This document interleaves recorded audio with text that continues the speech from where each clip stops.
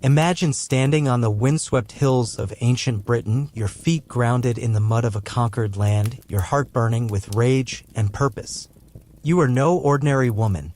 You are Boudica, queen of the Iceni, mother of two, and the fierce warrior who dared to rise against the most powerful empire the world had ever known. This is not a fairy tale.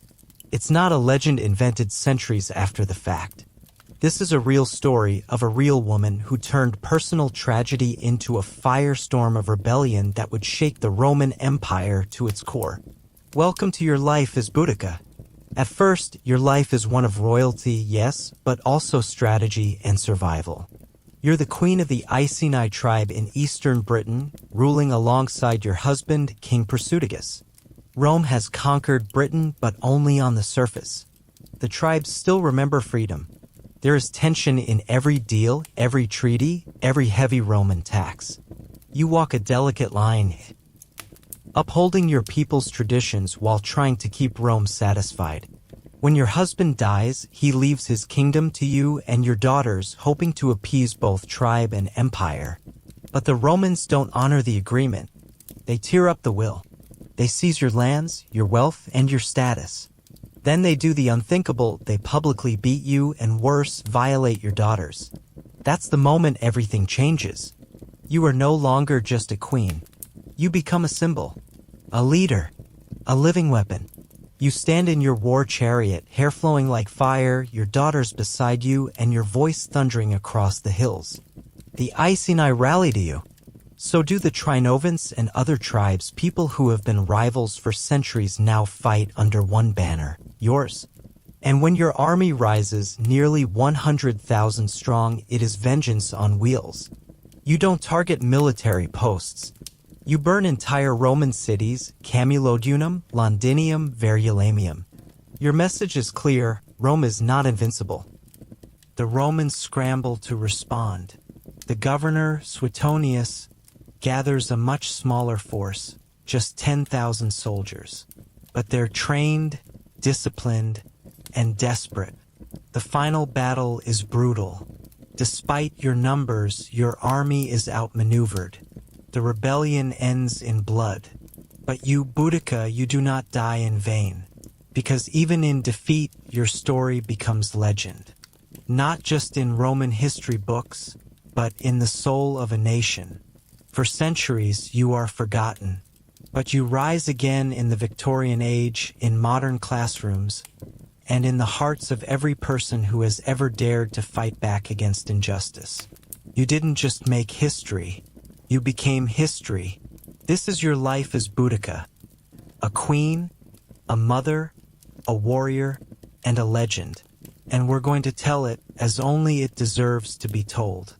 Before you get comfortable, as always, take a second to like the video and subscribe to the channel, but only if you enjoy our content.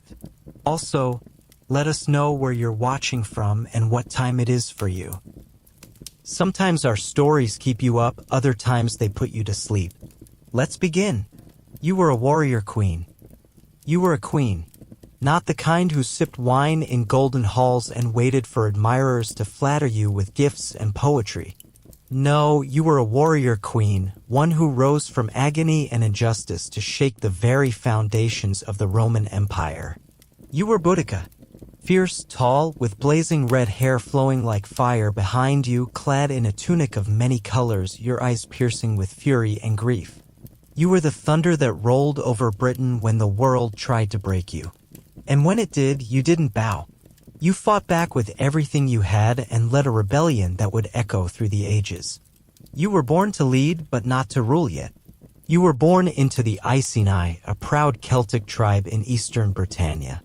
Your people were warriors, horsemen, and craftsmen. Women could hold power, speak freely, and even go to war. Unlike Roman women, who were expected to obey quietly, you were raised with fire in your chest. You married King Boudica, a clever man who ruled the Iceni with a fragile alliance with the Roman Empire. For a time, it worked. The Romans let him keep his kingdom, sort of. You watched them build roads and forts, tax your neighbors, and slowly spread their strange, ordered ways. You didn't trust them, and you were right not to. Then the Romans took everything. When Persidigus died, you expected to take your place as queen and rule with your 2 daughters. That was the Iceni way. But the Romans had no respect for Celtic tradition. Persidigus had left part of his will to the Roman emperor, hoping to keep peace. Instead, it gave them an excuse to strip your people of everything. You remember the day they came. Roman soldiers stormed into your hall. They looted your family's wealth, enslaved your nobles, and claimed your land like it was theirs to begin with. You protested. You stood tall. So they beat you publicly. And worse, they raped your daughters. You, a queen, were dragged through the dirt like a criminal. That was the moment you became more than a leader. You became a symbol. You vowed revenge, not just for your daughters, not just for yourself, but for every Briton who had been crushed beneath the Roman boot. You united the tribes with rage. The Britons were scattered, divided into tribes who often fought among themselves. But now they had a common enemy and a queen worth following. You called on the Trinovants, the neighbors of the Iceni, and they answered. Soon, more tribes joined. The fury of the Celts had found a voice in you. You weren't just leading a rebellion. You were igniting a wildfire. You stood tall before your people, blade in hand, chariot wheels rumbling. They didn't see a widow. They saw vengeance in the shape of a woman.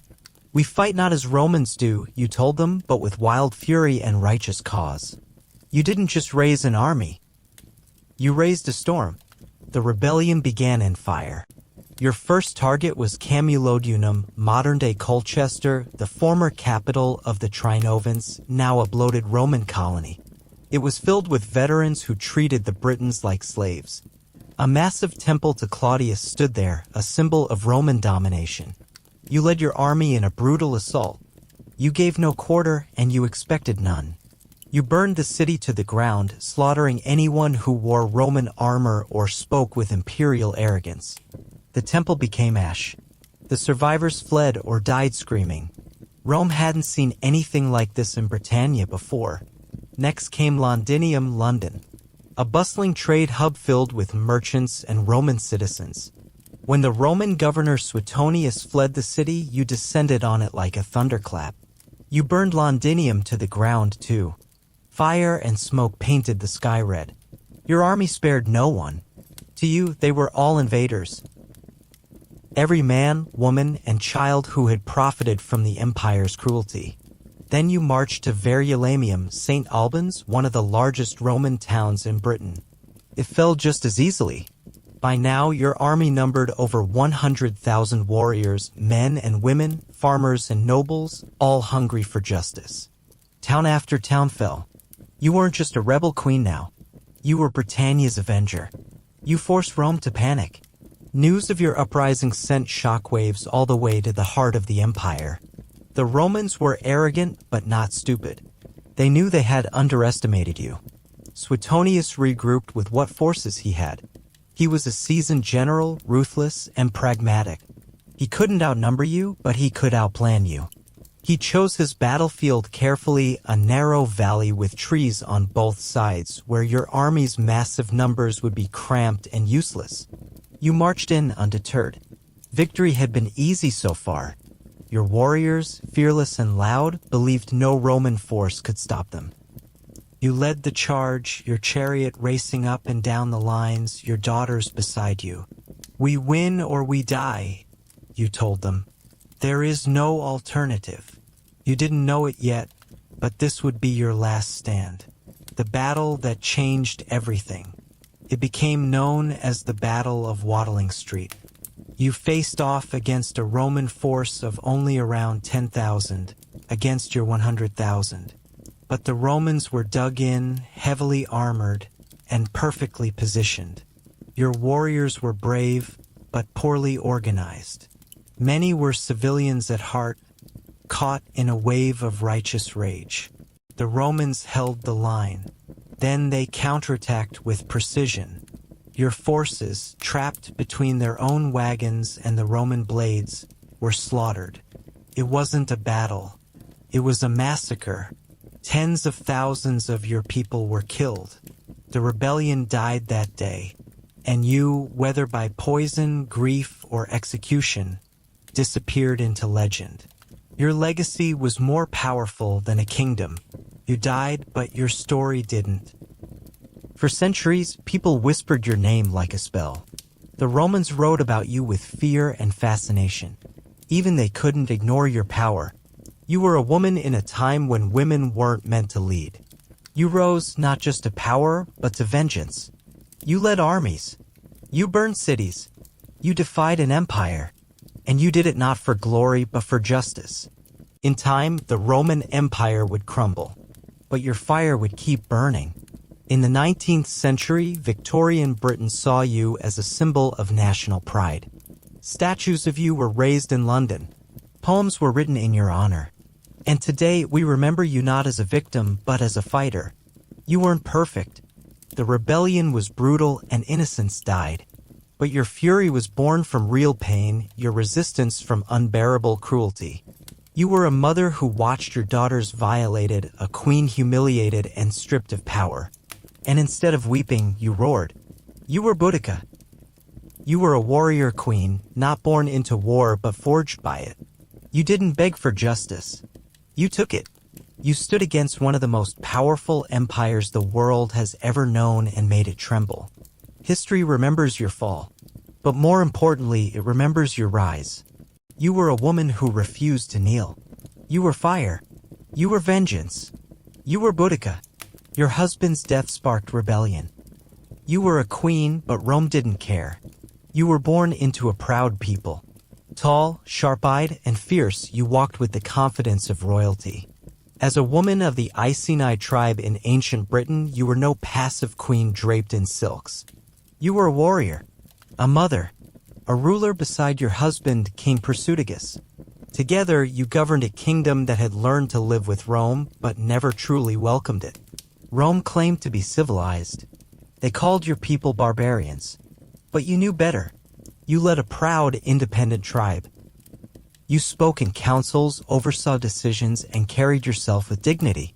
And when Rome extended its hand in friendship to your husband, making your tribe a client kingdom, you tolerated it for peace, for stability.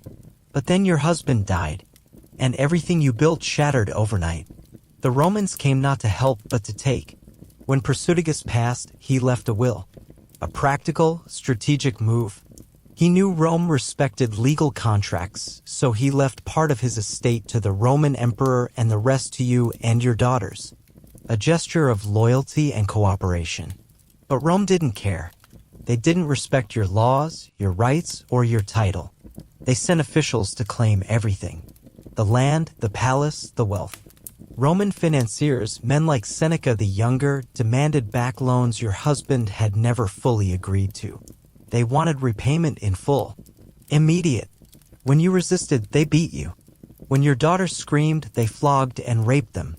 That was Rome's message. You were not a queen anymore. You were nothing. But they didn't know who you were. Not really. Because that day, you didn't just lose your husband. You were reborn in rage. You called the tribes and they answered. Your blood boiled with fury. The humiliation burned hotter than any wound. The world needed to know what Rome had done. What they continued to do, not just to you, but to all Britons. You weren't the only one suffering. Across the land, Roman tax collectors squeezed farmers dry. Roman soldiers harassed women in the streets. They mocked your gods, tore down your sacred groves, and built statues to their own emperors. So you rode out, hair long and red as flame, wild eyes flashing, voice unshakable.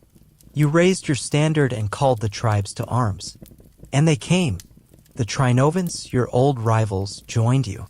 Other Celtic tribes, bitter from years of Roman insult, flooded to your banner.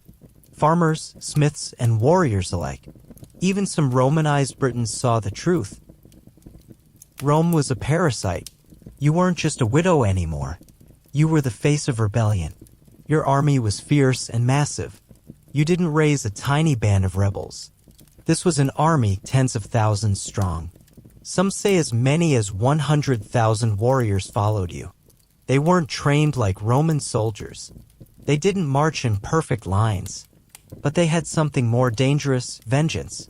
They came with swords, spears, torches. Some painted their faces. Others brought wives and children along, knowing this was all or nothing. This wasn't just a battle for freedom, it was a holy war, payback for decades of oppression. And at your head, chariot wheels spinning, you roared out your call. Victory or death? You burned Camulodunum to the ground. Your first target was Camulodunum, the Roman capital of eastern Britain. Once a tribal city, it had been transformed into a Roman colony, a retirement home for smug, arrogant Roman soldiers. They built their temples on sacred land and mocked the Britons who still lived nearby. When your army descended, they were unprepared. The Roman garrison was small. The city walls were incomplete. They begged for reinforcements, but the message arrived too late. You stormed the city. Your warriors slaughtered the Roman settlers, men, women, and children. You showed no mercy because they had shown none to you.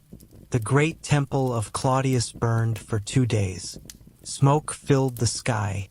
Stone cracked under flame. Camulodunum was gone. The message was clear. Boudica had come. Then you took Londinium. Next, you turned south.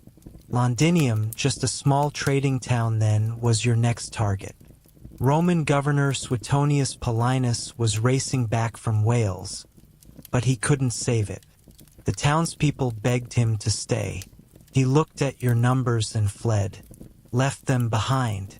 When your army arrived, you burned Londinium to ash. The merchants and moneylenders who thought they were safe under Rome, dead.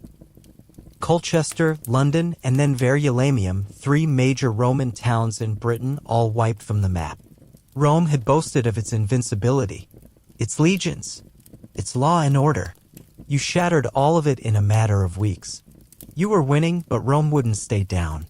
For a brief moment, the dream seemed real. Roman control in Britain crumbled. Their towns were in flames. Roman soldiers, shaken by your victories, hid behind walls and prayed to gods that didn't answer. But Rome wasn't dead. Suetonius Paulinus regrouped. He had just 10,000 soldiers, but they were battle-hardened veterans. He chose his battlefield carefully, a narrow defile with woods at his back. He knew your army, so much larger, would struggle to maneuver there. And worst of all, you trusted your numbers too much. You brought not just warriors, but families. Thousands of wagons formed a ring behind the battlefield. They had come to witness your final, glorious triumph. Instead, they saw a disaster. The battle you couldn't win. Your warriors charged, but the Romans held formation. Their discipline, their armor, their experience, it all came together. They formed a wedge, cutting through your lines. Arrows rained down. Javelins tore through unarmored men. Your fighters had passion, but no coordination. The wagons, meant to carry home the spoils, blocked your retreat. Men stumbled over them, trying to flee. Roman cavalry cut them down. It was a massacre. Some say 80,000 Britons died that day. Rome lost only a few hundred. You survived, but you knew it was over. Death over dishonor. The details of your death are uncertain. Roman historians said you took poison. Others claim you fled into the woods and disappeared. But one thing is clear, you chose not to be captured. Rome would never get the satisfaction of dragging you through the streets in chains. No arena execution. No paraded humiliation. You would die free. And in doing so, you became something bigger than a queen. You became legend. Rome crushed the rebellion, but feared your memory. After your defeat, Rome reasserted control. They rebuilt their towns, punished rebels, and strengthened their military presence. But something had changed. Rome was now afraid of what a single woman could do. They softened their rule in Britain. They knew now that oppression could lead to revolt. That a broken woman could rally an army and bring a province to its knees. You weren't forgotten. Even centuries later, historians remembered your name. Not just Roman ones, British ones, too. You became a symbol of resistance, a martyr of Celtic pride, a voice for every woman who refused to bow. Your legacy, fire, fury, and freedom. Today, statues stand in your name. Streets and schools bear the name Boudica. You're remembered not just as a queen, but as a warrior, a mother, a rebel. They say history is written by the victors, but not always, because you wrote your story in fire. And while the Romans survived your rebellion, they never erased you. Your husband's death may have sparked the war, but your rage lit the world. You lived, you fought, and though you died, you inspired generations to rise against tyranny. Because sometimes it only takes one woman to shake an empire. You were publicly flogged. Imagine this. You're standing in the center of your village. Your wrists bound, your daughters screaming, Roman soldiers leering. You feel the whip crack down your back. Again and again. The pain is unbearable. The humiliation is worse. You're not just being punished, you're being broken. And yet, deep inside you, a fire is kindling. You are Boudica, and this is the moment the Roman Empire made its biggest mistake. This is the story of a woman who went from loyal ally of Rome to one of its most ferocious enemies. A queen turned avenger, a mother turned warrior, and it all started with a public flogging that the Romans thought would silence you. Instead, it awakened a storm, a queen of a conquered land. Before the flogging, before the rebellion, before the fire and blood, you were royalty. You were born into the Iceni, a Celtic tribe in what is now eastern England. You were likely trained in the ways of Druidic culture, warrior tradition, and leadership from a young age. The Celts believed women could rule, fight, and lead just as men did. Queens were not ornamental. They were war chiefs, priestesses, and symbols of tribal pride. You married Prasutagus, king of the Iceni. When the Roman legions invaded Britain, Prasutagus struck a deal with them. The Iceni would become a client kingdom. In Roman terms, that meant Rome wouldn't burn your homes down as long as you pledged loyalty, paid taxes, and stayed out of the way. For years, the deal worked. You were proud but pragmatic. You hosted Roman dignitaries. You learned Latin phrases. You drank their wine and tolerated their presence. But you never forgot who you were. The death that changed everything. Prasutagus died around 60 CE. Before he passed, he tried to protect his family by naming both Rome and his daughters as co-heirs.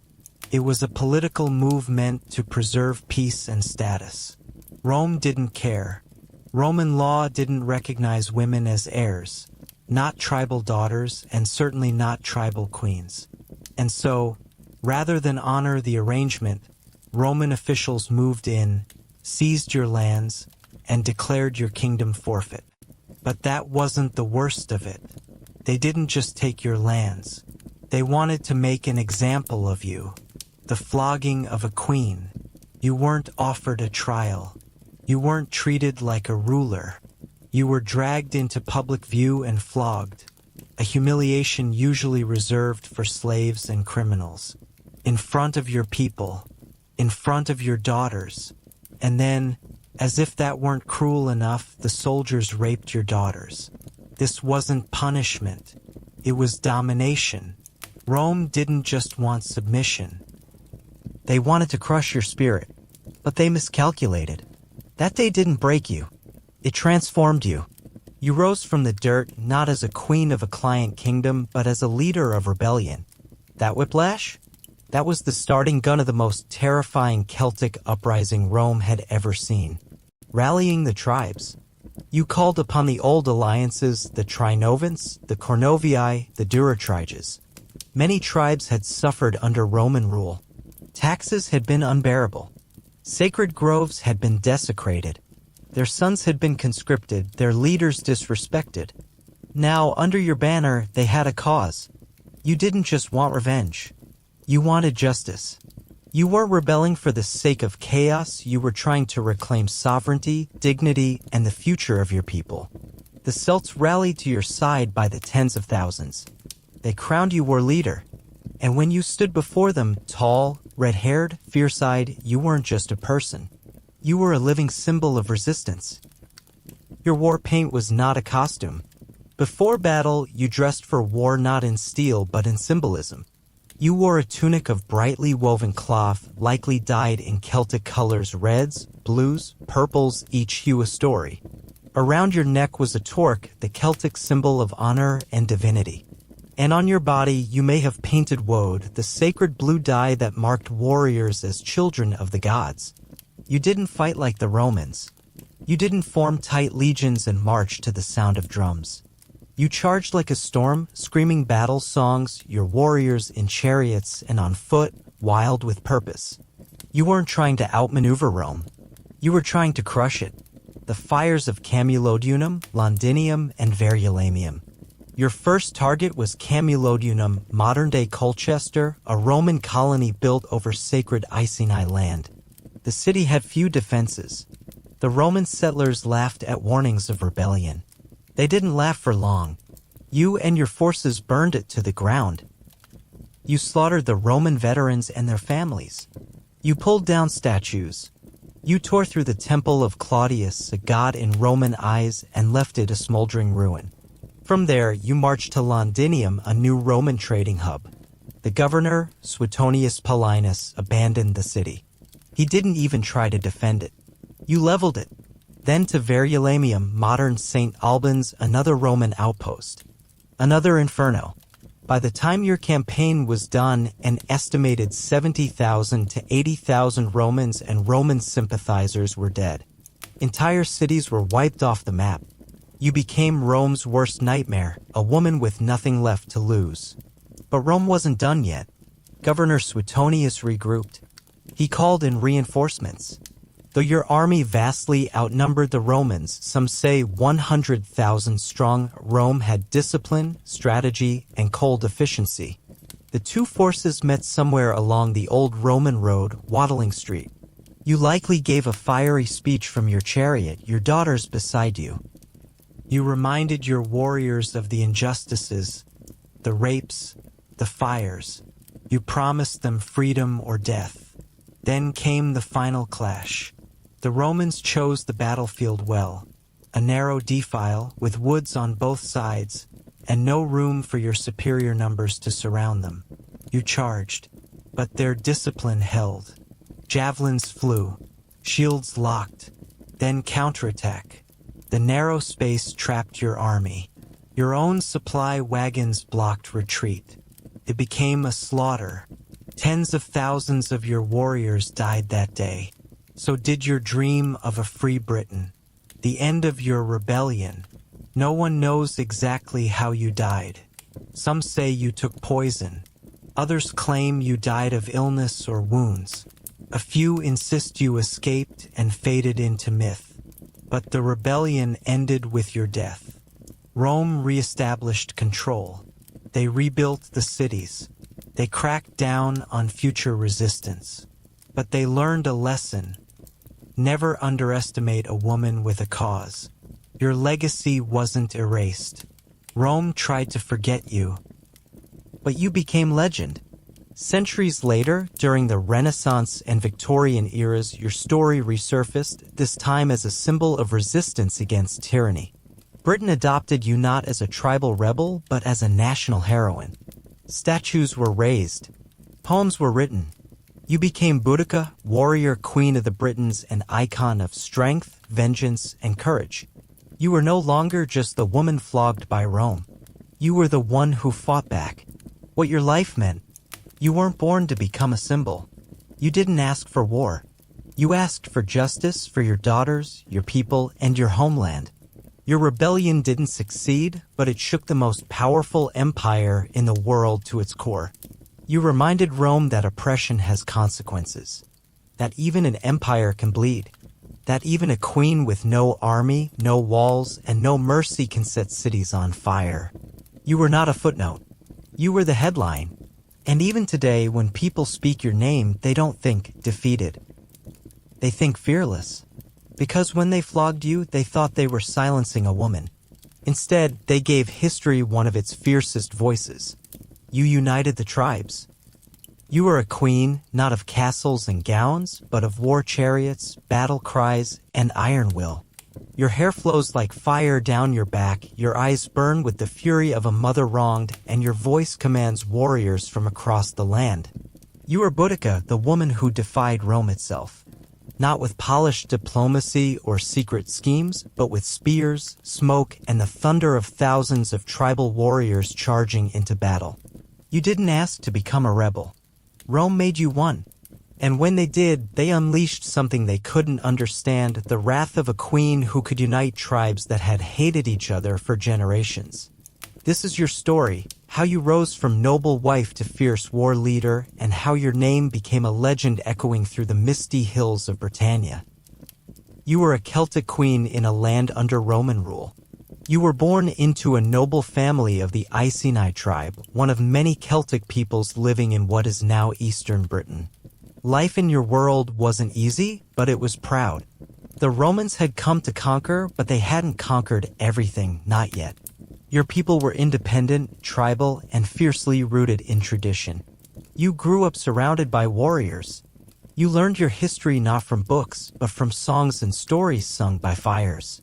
Women in your culture could be leaders, landowners, and even warriors. So when you married Prasutagus, the king of the Iceni, you weren't just a royal consort, you were a partner in power. At first, Rome allowed your tribe a measure of peace. Your husband ruled as a client king under Roman authority. It was a delicate balance. Your people kept their traditions and the Romans collected their taxes. But when your husband died, the balance shattered. Rome betrayed you and violated everything sacred. Prasutagus had hoped to secure the future of his kingdom by leaving it jointly to you, your daughters, and the Roman emperor. He was trying to play the game to keep the Iceni safe. Rome didn't care.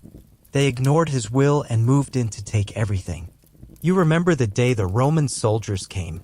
They didn't just take land and property. They seized your home, beat you in public, and raped your daughters.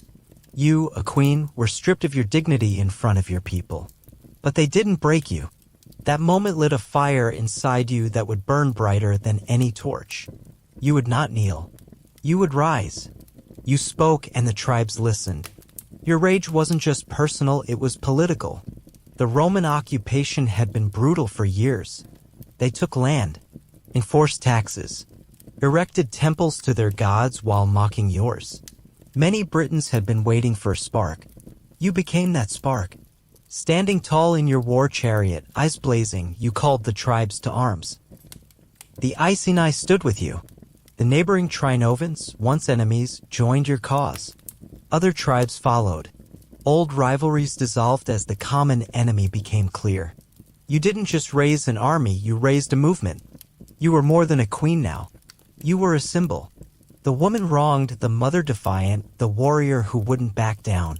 And your message was simple: Rome must burn. You led an army like no woman had before. Your army wasn't made up of trained Roman legions in uniformed ranks. It was a tidal wave of tribal warriors, men and women, farmers and hunters, armed with whatever weapons they had. But they had something more powerful than steel. They had fury. You rode at the front of your army in a chariot pulled by snarling horses. Your daughters stood beside you. You were not a figurehead, you were a commander, fearless and fierce. And the Romans, despite their armor and discipline, were not prepared for you. You took Londinium and burned it to the ground. Your first target was Camulodunum, modern-day Colchester, a Roman settlement built on stolen land. You crushed it. Then you turned your eyes to Londinium, what would one day become London.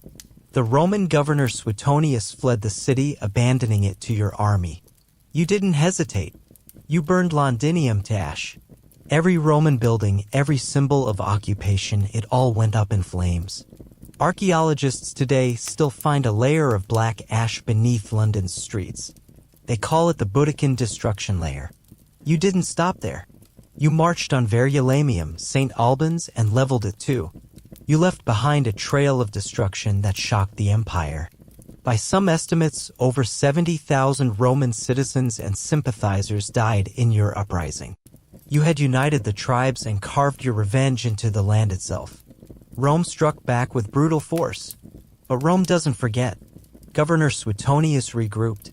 He gathered a smaller, disciplined Roman force, around 10,000 men, and prepared for battle. You had over 100,000 warriors, but most were untrained, and many brought families in wagons to watch the final victory. It was a mistake. The battle's location is lost to history. Some say Watling Street, but no one knows for sure. What we do know is this: you fought bravely, but the Romans used tactics, formations, and terrain to devastating effect. Your forces were boxed in. The wagons that were supposed to carry your victory trapped your warriors during their retreat. It became a massacre. Tens of thousands of Britons died that day. The rebellion ended in blood. Your fate remains a mystery. No one knows exactly how you died. Some say you took poison, choosing death over capture. Others say you fell in battle, sword in hand, defiant until the end. A few whisper that you escaped and vanished into legend. The truth doesn't matter. What matters is this: Rome won the battle, but they never broke your legacy. Your legend endured for centuries. For years after your death, Rome clamped down on the Britons. They built more forts, enforced harsh laws, but your rebellion had shaken them. You proved that the tribes could unite, and that even an empire should fear the rage of a wronged woman. Your story was passed down in whispers and songs until it was rediscovered centuries later. In the Victorian era, when Britain became an empire, you were reimagined as a national heroine. Statues of you were erected, most famously beside the River Thames, where your chariot stands in bronze, still defiant. Today, you are remembered as one of the greatest female leaders in history. Not because you won, but because you fought. What you taught the world. You weren't born a revolutionary. You were made one. You taught the world that rage can be righteous. That injustice can unite even the most divided people. That women can lead armies and shape nations. You were more than a queen. You were a force of nature, a flame in the dark. A mother whose fury brought an empire to its knees. And long after the empire fell, your name still lives. The warrior queen lives on.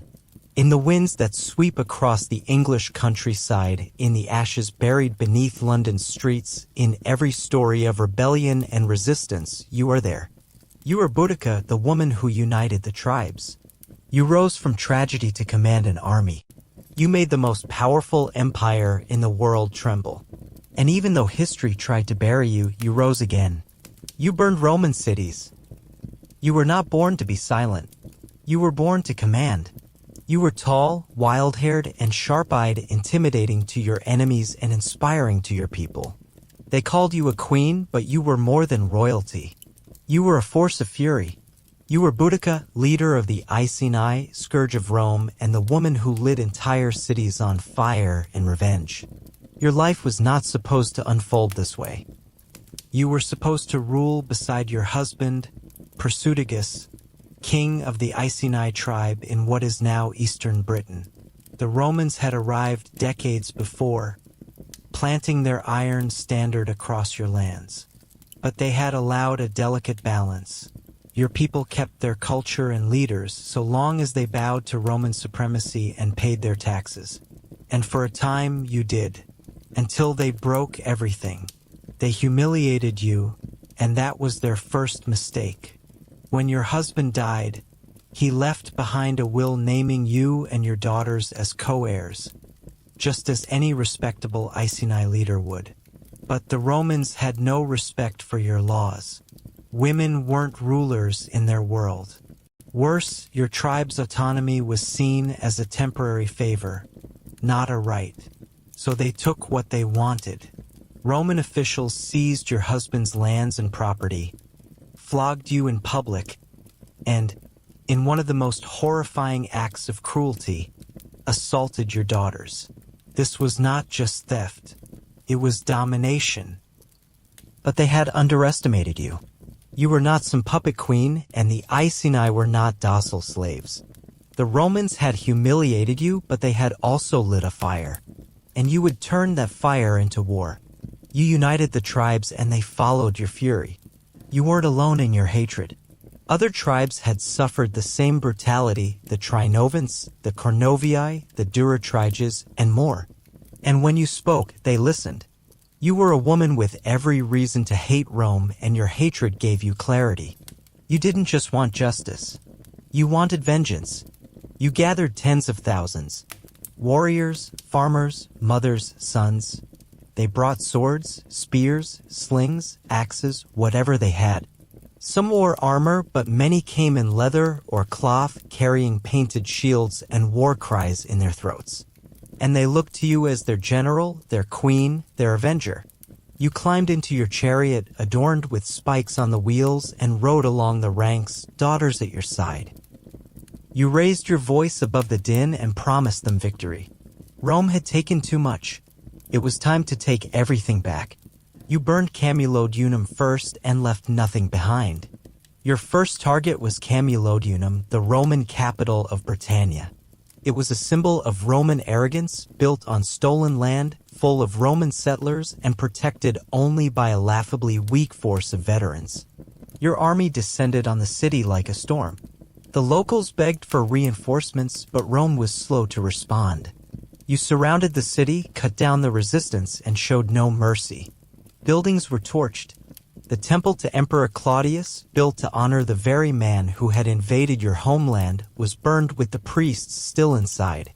When the city fell, it didn't just fall, it vanished. Nothing of Roman civilization remained. No statues. No monuments. No lives. You made sure of it. The message was clear. Rome had thought you a barbarian queen. But you were a storm they couldn't predict. They sent a Roman legion, you crushed it. After Camulodunum, the Roman governor, Gaius Suetonius Paulinus, was busy fighting Druids on the island of Mona Anglesey. So he dispatched a small legion, the 9th, to stop you. It never made it. Your warriors ambushed them, slaughtered them, and left few alive. The 9th Legion, considered one of the most feared in the empire, was shattered. You hadn't just burned cities. You were dismantling Rome's war machine, one piece at a time. Then you took Londinium and made the empire panic. Your next target was Londinium, a growing commercial hub full of traders, wealth, and Roman ambition. But when Suetonius returned and saw the size of your army, he abandoned it. He didn't even try to defend the city. He fled and left it to you. And once again, you burned it. The marketplace, the forums, the warehouses, the homes, all of it was reduced to ash. Those who didn't flee were killed. It was swift, ruthless justice. But to Rome, it was horror. You had now destroyed 2 major Roman settlements and wiped out thousands. Word spread. Panic set in. The empire was no longer in control. You were. You reclaimed Verulamium, and the blood still soaked the earth. One more Roman town fell to you, Verulamium, modern-day St. Albans. By now, the pattern was set. Your army stormed the settlement. The Romans and their sympathizers died. Fire spread faster than any defense could rise. The cities of southern Britain became graveyards of Roman pride. They called you a rebel, but in your mind, you weren't rebelling. You were restoring. You were carving the Romans out of your land like a rot from a tree.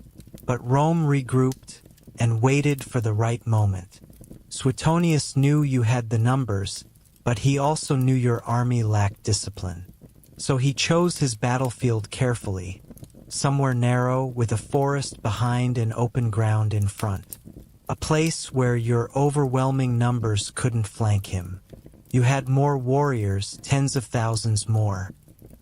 You even brought wagons full of families to watch your final victory. But Rome had trained soldiers, armored, shielded, formed in tight ranks. When the battle came, they didn't panic. They let your army crash against them like waves on a wall.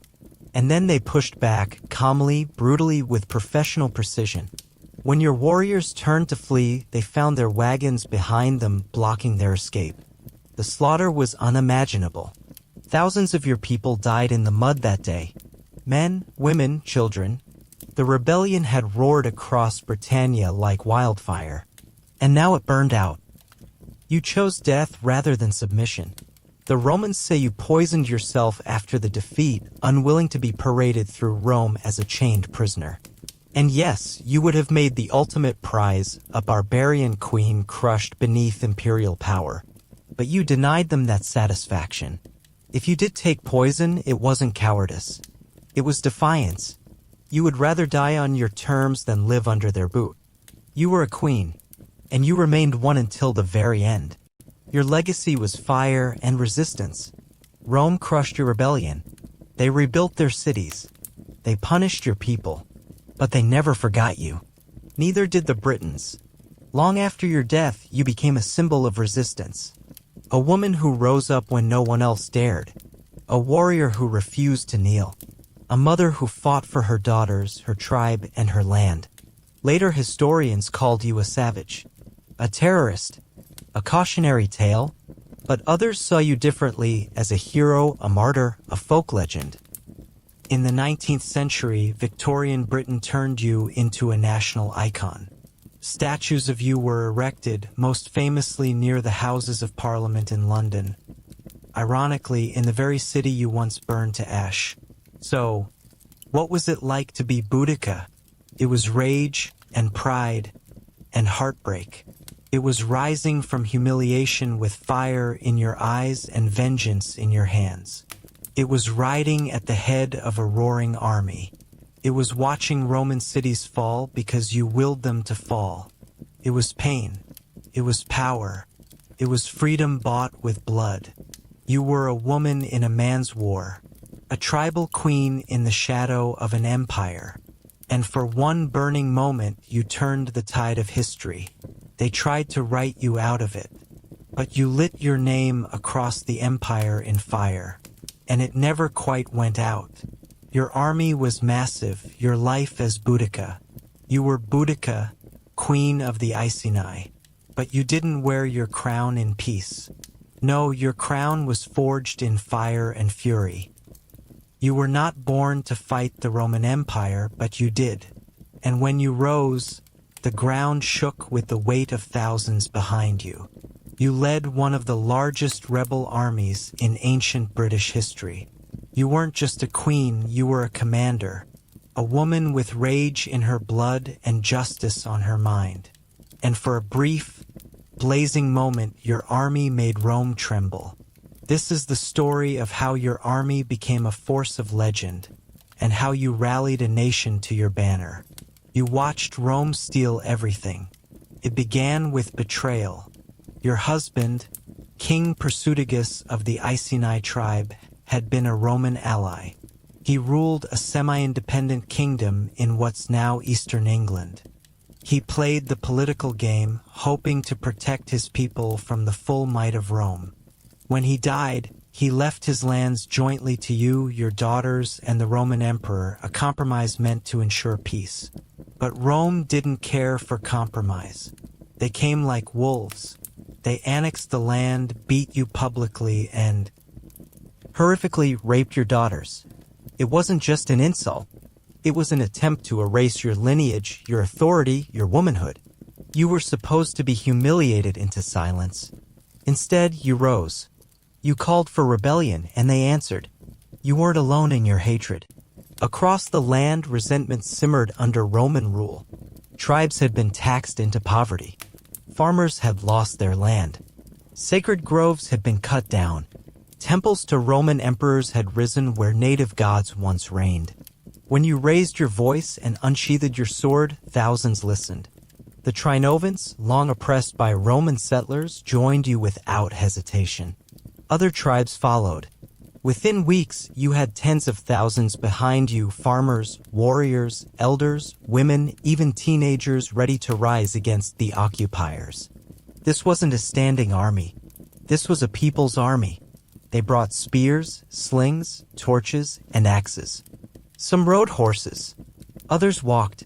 They weren't Roman disciplined, but they had fire in their hearts. And they followed you. Your army became a rolling wave. No Roman governor expected what came next. Rome had built roads across Britain, so you used them to move fast and strike hard. Your first target, Camulodunum, Colchester, a Roman settlement home to retired legionaries who treated Britons like dirt. You led your warriors to the city and let the flames speak for you. The great temple of Claudius, built with British taxes, was set ablaze. You destroyed the entire town. Anyone who didn't flee died. The Roman governor, Suetonius Paulinus, was away in Wales suppressing a Druid stronghold. When he heard what you'd done, he rushed back, but he was too late. Your army had already grown larger. After Camulodunum, more Britons joined your ranks. Some estimate your numbers swelled to 100,000, maybe even more. The Romans couldn't believe it. A woman leading a force that size? Impossible, they thought. But it was real. You were real. And you weren't finished. You took Londinium and burned it to ash. Next, you turned south toward Londinium, modern-day London. It was a trade hub, a symbol of Rome's growing wealth in Britannia. Roman officials begged Suetonius to defend it. But even he knew the truth, he couldn't stop your horde. So he fled. And when your army arrived, you set the city on fire. You showed no mercy to Roman citizens. To your people, they were not innocents, they were beneficiaries of conquest, complicit in the violence done to your land. Buildings crumbled. Bodies lined the streets. The Thames ran red. Your army's fury was not just military, it was personal. Verulamium fell next. After Londinium, your massive army marched to Verulamium, St. Albans, another Romanized town filled with wealthy traders and Roman sympathizers. The story repeated itself. The Romans had fled and your warriors set it ablaze. Temples, villas, markets, all destroyed. By now, the death toll had reached into the tens of thousands. Roman chroniclers claim 80,000 people were killed across your campaign. Some of that is propaganda. But there's no doubt your army shook Rome to its core. The empire that had conquered Gaul, fought Carthage, and tamed Egypt was being routed by a British queen with a makeshift army of rebels. You weren't just leading, you were inspiring. Your presence on the battlefield was more than symbolic. You didn't sit in a tent and give orders. You rode among your troops in a chariot, your 2 daughters beside you. You rallied them with fiery speeches. You reminded them of what they had lost and what they were fighting for. The Romans rode of you with awe and fear. Tall, fierce-eyed, and loud, with wild red hair down to your waist. You weren't a token figurehead. You were the heart of the movement. You were what gave the army purpose. You were vengeance made flesh. The final stand, Watling Street. But then came the turning point. Governor Suetonius, regrouping with a few thousand legionaries, chose a battlefield carefully. A narrow gorge along Watling Street where your army's numbers would count for less. There would be no outflanking him. No open fields for your mass to spread out. Just a funnel and a trap. You marched your massive army to meet him. Thousands strong, morale sky high. Roman soldiers had been running for weeks. Why would this battle be any different? You rode before your warriors and gave a final speech. We are not fighting for freedom alone, we fight for vengeance. Look at what they've taken. Look at what they've done to our daughters. Today, we show them what it means to make war against a people who will not kneel. You led the charge, but this time it wasn't enough. When numbers weren't everything. Your army was massive but not trained. They had fought lightly defended cities. This was different. The Roman lines were disciplined, shielded, and waiting. Suetonius let you charge. Then he ordered a full counterattack. His troops used short swords, precise formations, and the bottleneck of the gorge to their advantage. Your warriors, pressed from behind by their own wagons, couldn't retreat. It was a slaughter. Historians estimate that as many as 80,000 Britons died in that single day. The Romans? Only a few hundred. Your army, once an unstoppable wave, had crashed into a wall of iron. You had won battles, but Rome had won the war. You disappeared, but not your legacy. No one knows exactly what happened to you. Some say you poisoned yourself rather than be captured. Others claim you died of illness or slipped away into exile. But one thing's clear, you did not fall into Roman hands. Your army was gone, but your story endured. To the Romans, you were a dangerous rebel. But to the Britons and to history, you became something more. You became a legend. You led the greatest rebellion of ancient Britain. Your rebellion, though ultimately defeated, changed Rome's approach to ruling Britain. They became more cautious, less brutal. They built up their forces. And they never forgot your uprising. Roman historians like Tacitus and Cassius Dio wrote about you not as a footnote, but as a queen who shook the empire. Centuries later, your name would be revived. The Victorians would see you as a symbol of British pride. Statues of you would rise near the Thames. Poets would write of your fire. They'd call you Boudica or Boudica, but the name didn't matter. What mattered was that you led one of the largest rebel armies in ancient Europe and almost pulled off the impossible. Your army was a nation's cry. When your army marched, it wasn't just for conquest. It was for justice, for your daughters, for your people, for every broken treaty and every insult Rome had thrown at your gods and your land. You didn't command the most trained army, but you commanded one of the most furious. And for a time, that was enough to tear through cities, torch towns, and shake the foundations of empire. Your legacy isn't just in what your army did, it's in the why it fought. You weren't just Boudica the queen. You were Boudica the avenger. You were Boudica the rebel. You were Boudica, the general of the greatest army Britannia had ever seen. You fought for freedom. You were born into fire and steel. Before the Romans ever knew your name, you were already a warrior in spirit. You grew up in a world of druids and warriors, sacred groves, and fierce tribal loyalty. You were a daughter of the Iceni, a powerful tribe in what is now eastern England.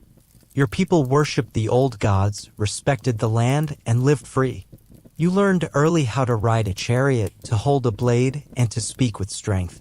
The role of women in your culture was not hidden or secondary. You were a queen in the making, a woman whose voice mattered in council, whose presence mattered in war. And when you married King Persudigus, you didn't step back, you stepped beside him. Together, you ruled as partners. You led your tribe with wisdom, strength, and dignity. But Rome didn't care. Rome promised peace, but brought chains. At first, there was uneasy cooperation. Persudigus made your kingdom a client state of Rome to avoid war. He paid taxes. He showed respect to the emperor. In return, the Romans allowed your tribe to keep its land and some freedom. It was a lie, a delay, a trap. The Romans didn't want partners, they wanted subjects.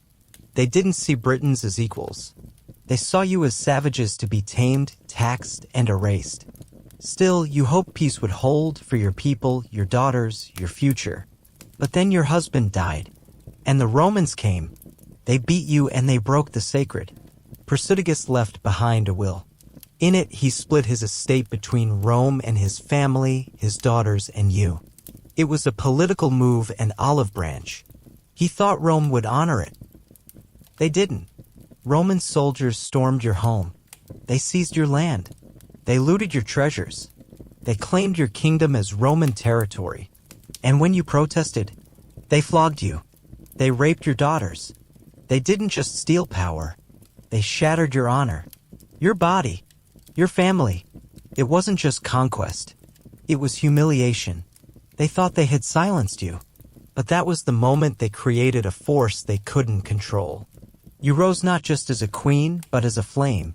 Grief turned to rage. Rage turned to purpose. You weren't just a queen anymore. You were a mother whose daughters had been violated. You were a ruler whose people had been crushed. You were a woman who had been whipped in front of her household like a slave. You rose, and you spoke. You summoned the Iceni and told them it was time. Time to reclaim their freedom. Time to remind Rome that this was your land, not theirs. And others listened. The Trinovans, your longtime neighbors, heard your call. So did other tribes that had suffered under Roman arrogance. One by one, they came to your side, not just warriors, but farmers, smiths, women, and elders. They didn't come for money or glory. They came for freedom. Your army moved like a storm. Tens of thousands gathered. Some say as many as 100,000. A tide of fury, clad in tribal paint and wielding iron swords. You led from the front. A chariot queen with red hair flowing behind you, eyes lit with fire, voice strong as steel. You didn't whisper plans from the safety of a tent. You stood among your warriors, spoke to their hearts, and gave them the only choice that mattered: live free or die. Your first target was Camulodunum, once a proud tribal city, now a Roman colony built atop the bones of your ancestors. You didn't just attack it, you erased it. You burned the empire's illusion. The Romans had thought themselves untouchable.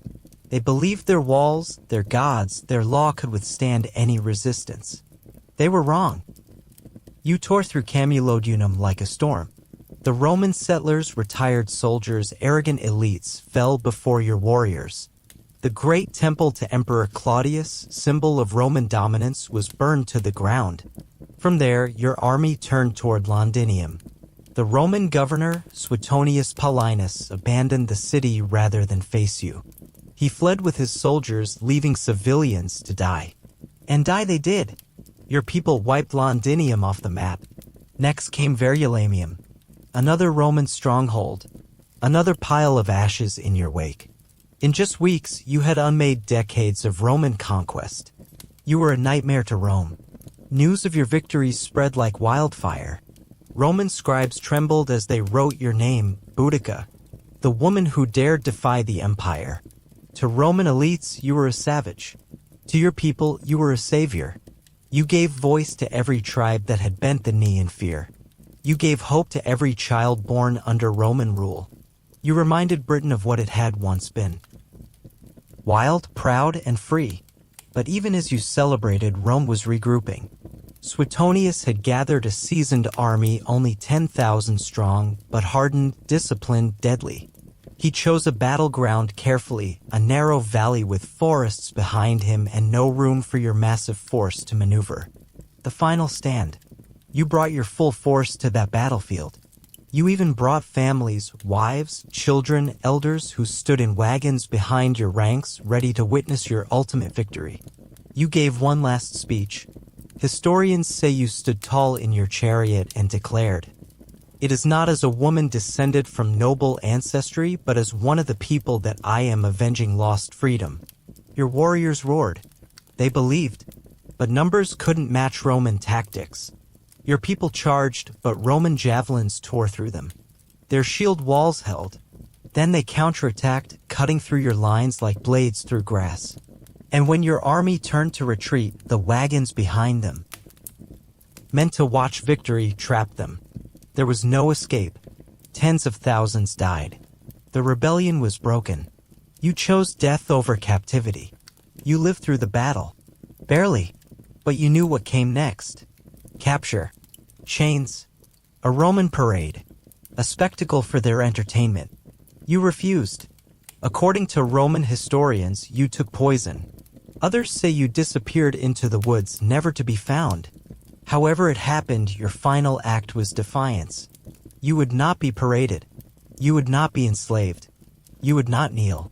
You would die as you lived, free. Rome won the battle, but not the legacy.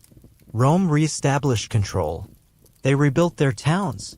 They tightened their grip. But they changed. After you, they ruled with more caution, more fear. They knew that if they pushed too far, another Boudica might rise. You left them scarred. And you left your people changed. Your rebellion didn't free Britain, but it reminded everyone what freedom meant. You stood when no one else dared. You reminded a conquered people that submission was not the only choice. You became a legend. For centuries, your name lived in whispers.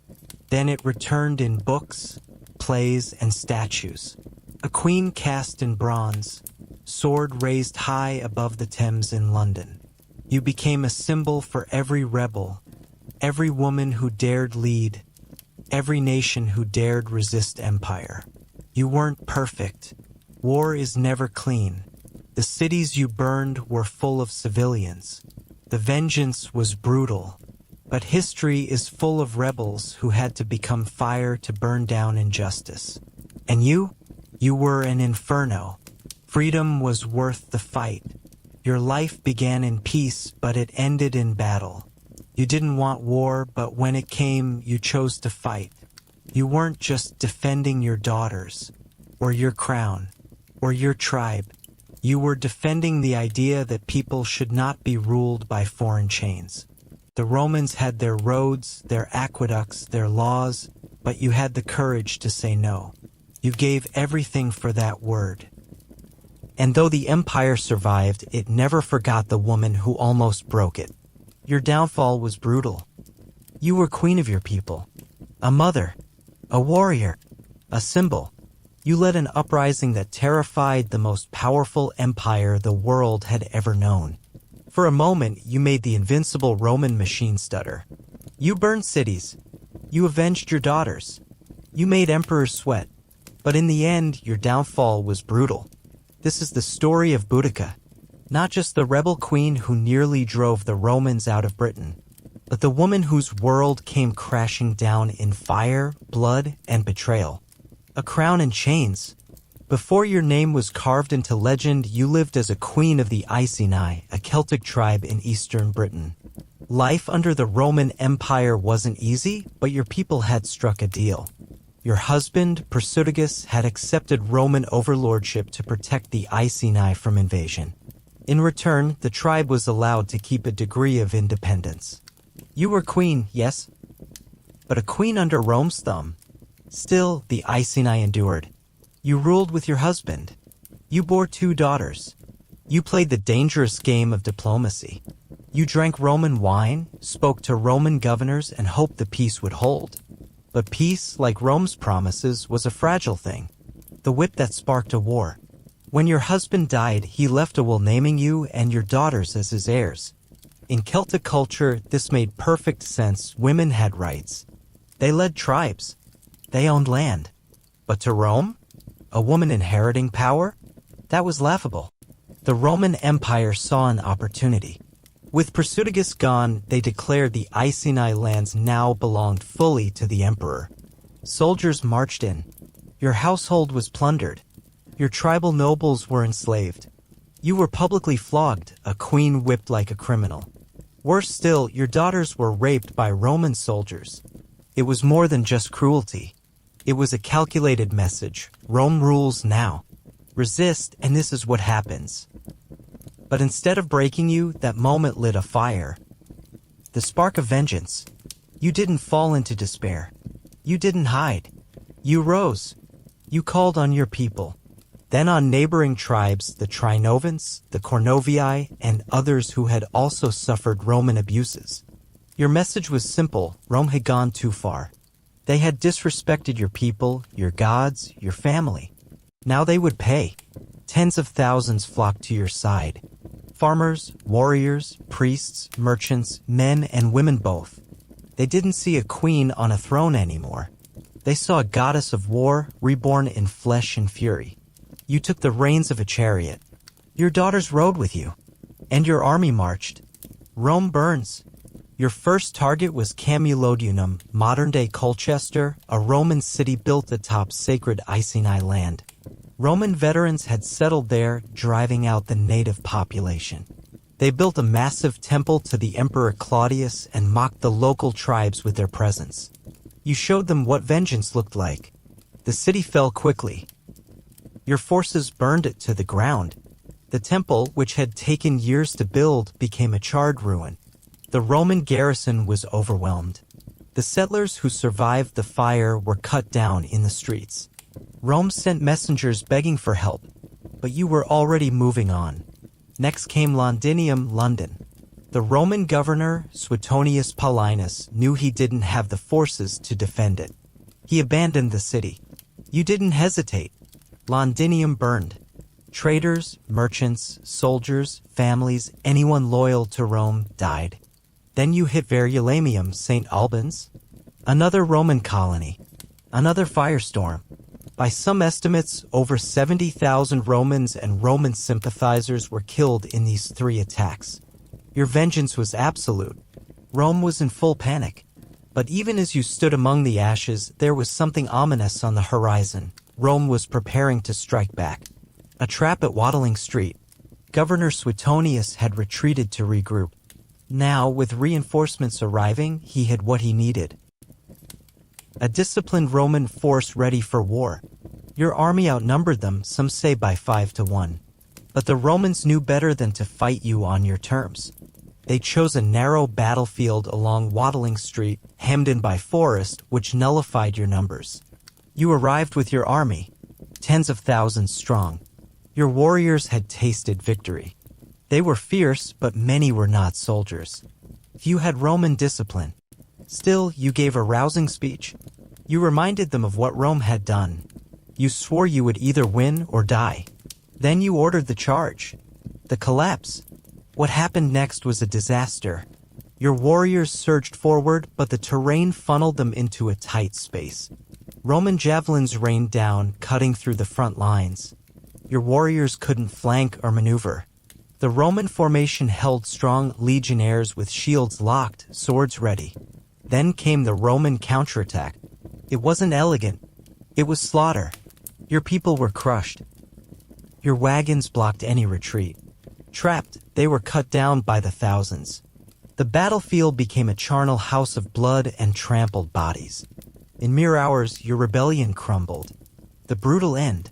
History doesn't agree on how you died. Some say you fled and later took poison, choosing death on your own terms rather than capture. Others suggest you died of illness. A few romantic versions claim you escaped, disappearing into legend. But the reality is almost certainly more grim. Rome wanted you gone, silenced, forgotten. But the truth is you were never erased. Your rebellion was crushed, but your name lived on. Not just in Celtic memory, but in the Roman psyche as well. Even they had to admit that a woman, a mother, a widow, a tribal queen had brought an empire to its knees. Why Rome feared you? Boudica wasn't just a military leader. You were everything Rome hated and feared. A woman who refused to bow. A native leader who inspired loyalty. A force that could unite divided tribes. You weren't rebelling for riches or conquest. You were fighting for justice, for your daughters, for your people, for the sacred earth Rome had polluted. And that made you dangerous. What your downfall meant. Yes, your rebellion failed. Your army was wiped out. Your people suffered retaliation. Rome tightened its grip on Britain, reinforcing towns with stone walls and larger garrisons. But your spirit didn't die. In the centuries that followed, the image of Boudica, sometimes spelled Boadicea, became a symbol of British resistance. During the Victorian era, you were reimagined as a national heroine. Statues were built in your honor, including the famous bronze one near Westminster Bridge, where you sit in your chariot, daughters beside you, eternally charging forward. You became the personification of defiance, invoked during times of war, oppression, and revolution, not because you won, but because you fought with everything you had. A brutal end, a timeless legacy. Your downfall was brutal. It was final. It was soaked in blood and wrapped in tragedy. But that's not how your story ends. Your story ends in memory, in monuments, in the whisper of your name when people stand up against tyranny, in the fire that refuses to go out even centuries after the last ember of your rebellion cooled. You were not just a woman who suffered. You were the woman who made an empire tremble. And long after Rome fell, your story remained unbroken, unbeaten, unforgettable. Your death is mysterious. You were queen. You were a warrior. You were fury in the shape of a woman. And then, just as suddenly as you rose to set the Roman world on fire, you were gone. No tomb, no body, no triumphant statue carved in your lifetime. Just smoke, silence, and a question that still lingers 2,000 years later. How did Boudica die? This is the story of your life and the enduring mystery of your death. Before the mystery, you were a queen of the Iceni. You were born into the Iceni, a powerful Celtic tribe in what is now East Anglia, England. The Romans had invaded the island of Britain in 43 CE, and your people, under your husband Persutigus, struck a deal with the empire. He ruled as a client king, allowed to maintain local control as long as he bowed to Roman authority. To the Romans, this was political convenience. To your people, it was a fragile peace held together by Roman greed and tribal pride. And in the middle stood you, a noblewoman turned queen. You weren't decoration. In Celtic culture, women could rule, own land, fight in battles, and make decisions as sovereigns. You weren't just respected, you were feared. But all of that changed when Boudica died. The whip, the rape, the rebellion. When your husband passed, he left a will naming you and your 2 daughters as heirs, alongside the Roman emperor. It was a political hedge, meant to preserve peace and protect your family. But Rome didn't care.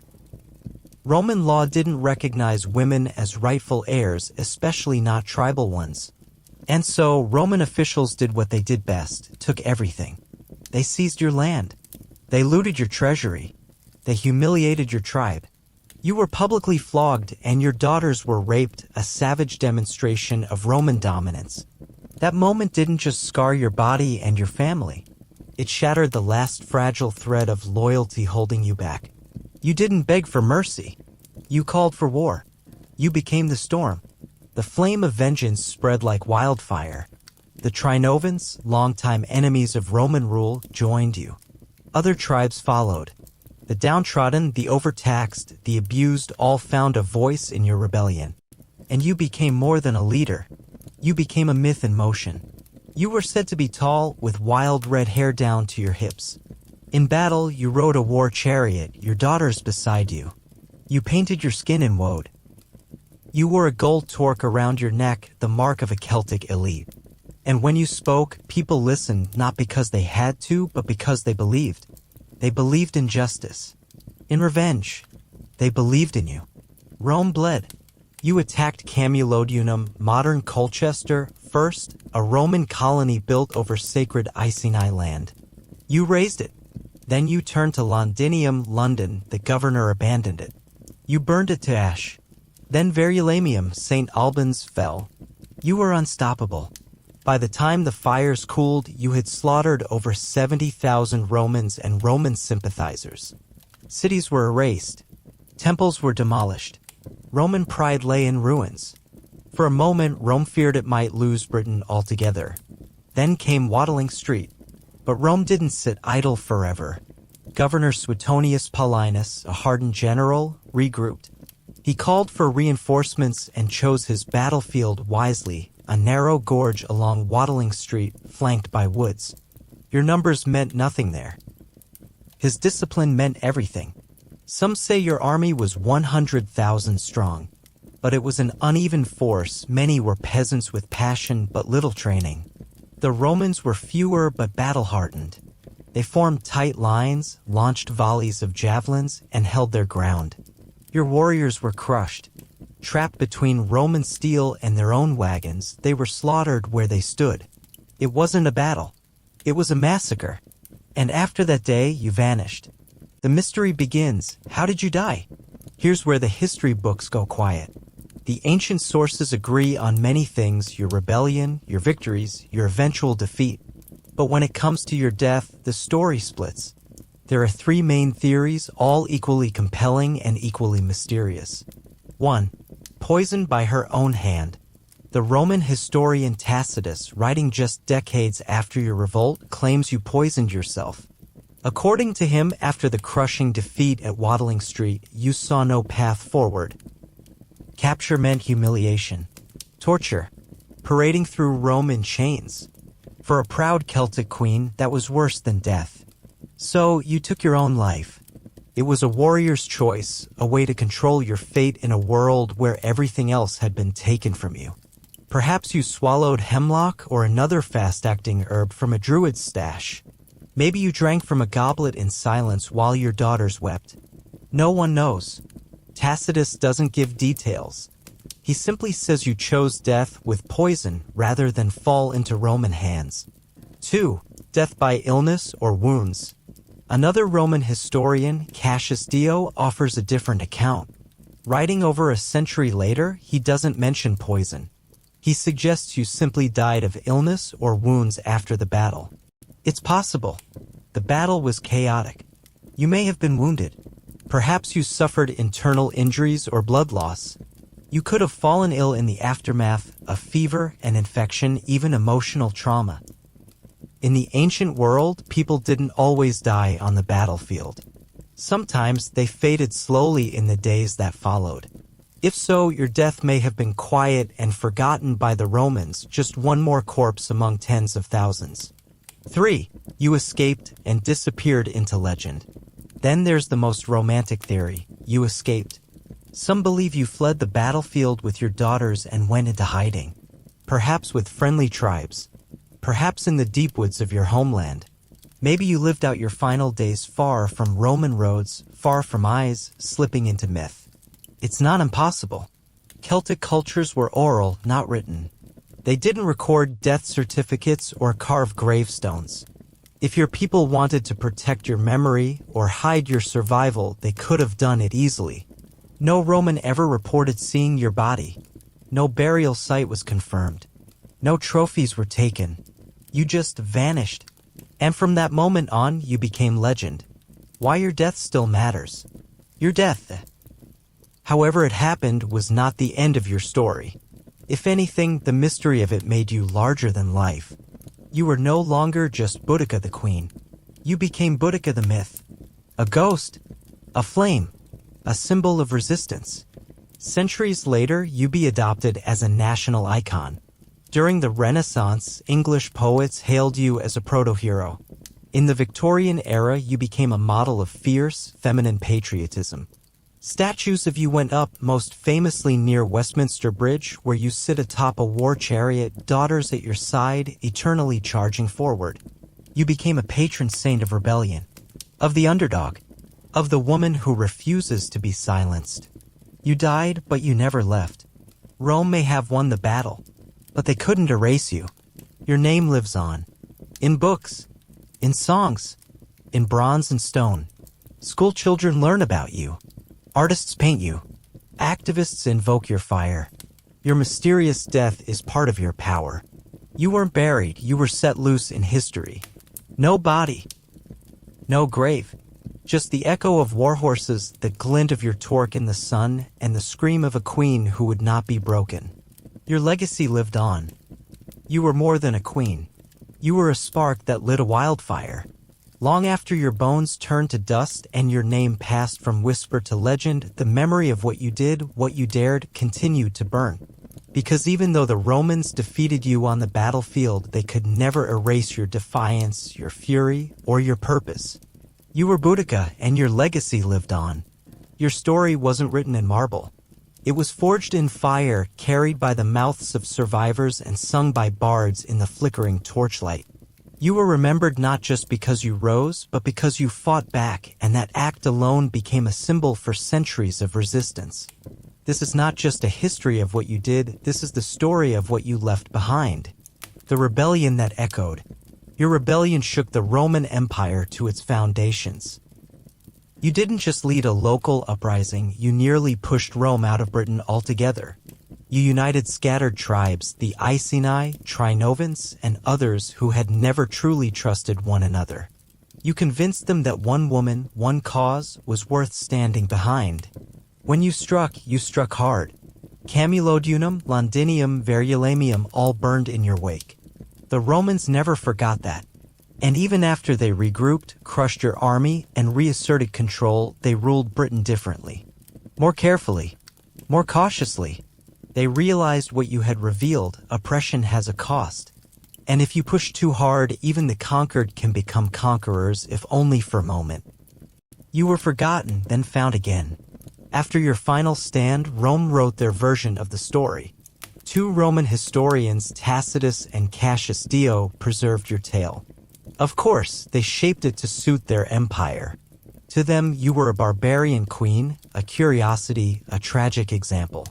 But even in their words, your strength shines through. Tacitus described how you stood before your army with your daughters beside you, your voice rising over the chariots and shields, vowing revenge and justice. He captured the raw power of your leadership, something even Roman propaganda couldn't fully bury. And then you disappeared for centuries. The medieval world forgot your name. But your story lingered in local myths, in ancient burial mounds people swore held a sleeping warrior queen. You were not gone, you were waiting. You rose again in an empire of your own. 1,500 years later, during the Victorian era, Britain had become the empire. It now ruled vast parts of the world, just as Rome once had. And in that moment, the British rediscovered your story. But something strange happened. The empire didn't see you as a rebel anymore. They saw you as a heroine. A queen who fought for her people. A mother who wouldn't submit. A leader who stood tall against invaders. Queen Victoria, the most powerful woman of her age, was fascinated by you. She even shared your name. Boudica and Victoria both meant victory. Victorians saw you as a symbol of patriotism, courage, and the fiery spirit of Britain itself. Suddenly, your story was in poems, books, paintings, even school lessons. You were resurrected not as a barbarian, but as a national icon. They built you a statue and planted you in stone. In 1902, beside the River Thames and near the Houses of Parliament, the British unveiled a massive bronze statue of you in your war chariot. Your daughters stand at your side. You hold a spear aloft. The horses beneath you rear as if charging into battle once more. It's not historically accurate. You probably didn't wear robes like a Roman goddess, but that hardly matters. The image captures the spirit of who you were, unstoppable, righteous, and unafraid. Tourists still stop and stare. Few realize that beneath the ground nearby lies part of the very Boudican destruction layer, a blackened archaeological scar where Londinium burned during your revolt. Your statue watches over the city you once raised. You became a feminist icon. As the 20th century marched on, your legacy kept evolving. In the suffragette movement, women fighting for the right to vote adopted you as a symbol of strength and independence. Boudica wasn't just a queen or a warrior, she was proof that a woman could lead men into battle, could command armies, and could shake empires. Modern historians and writers re-examined your life. They asked deeper questions. How did you manage to rally so many tribes? How did your gender help you become a leader in Celtic society? What does it say about ancient Britain that one of its most powerful rebels was a mother, a widow, and a woman wronged? Your story began to matter in new ways. You weren't just a historical figure. You became a lens through which people understood resistance, gender, colonialism, and identity. Your name lives in the land. Look around Britain today, and you'll find pieces of your name scattered like sparks from a fire. Boudica Way, a long-distance footpath in Norfolk, traces the land you once ruled. Schools bear your name, so do pubs, streets, and even trains. Writers like Virginia Woolf, historians, artists, and musicians have paid tribute to your story. You live in novels and comic books. You've shown up in video games, documentaries, and historical dramas. Each version is different, but they all carry your spirit. You inspired generations to stand tall. You didn't win in the end, not in the traditional sense. The Romans stayed. Your rebellion was crushed. Your people suffered. But your defiance became a kind of victory. You showed your people they didn't have to bow. You reminded the world that no empire, no matter how vast, should mistake silence for submission. You fought back, and because you did, others found the courage to do the same. You became the ultimate never again story. A warning to tyrants, a spark to rebels, a rallying cry to those left voiceless. Your story is still being written. The truth is, we still don't know everything about you. We don't know exactly what you looked like, where you were buried, or what your final words were. But maybe that's fitting, because you've become more than just a person. You are a myth with roots in history, a woman who refused to break, whose fury still resonates in every oppressed voice, every protest chant, every stand for justice. You were once flesh and blood. Now you are iron and flame. Final thoughts, the fire you lit still burns. If you could see the world now, what would you think? Would you recognize your name etched in stone, your face sculpted in bronze, your story told in classrooms? Would you marvel, or would you smile with knowing eyes? You didn't live to see your legacy, but you built it all the same. Because when they took everything from you, your land, your husband, your dignity, you stood up.